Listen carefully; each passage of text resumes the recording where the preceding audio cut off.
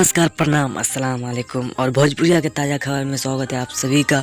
और हमारा बिहार 28 में नया है तो हमारे चैनल को फटाफट से सब्सक्राइब कर लीजिए।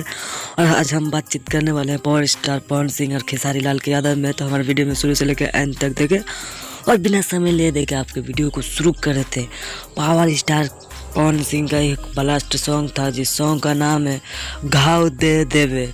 जी दोस्तों, आप सब सही सुने, घाव दे देवे 17 नवंबर को रिलीज किया गया है। 20 घंटे में लगभग 5 मिलियन के लगभग व्यूज जा चुके हैं इसमें और 1,94,000 लाइक जा चुके हैं। JMJ global music junction Bhojpuri से इसे रिलीज़ किया गया था। बहुत ही बड़ा सॉन्ग है तो इस सॉन्ग को ज़्यादा से ज़्यादा आप सब सपोर्ट करें। और अगली दूसरी खबर रहा भोजपुरी के सुपर स्टार खेसारी लाल यादव का दर्दिया गाना, जो कि बहुत ही बड़ा सॉन्ग है, जो कि एक दिन में 20 घंटे में लगभग 3.5 मिलियन इसमें व्यूज जा चुके हैं लगभग।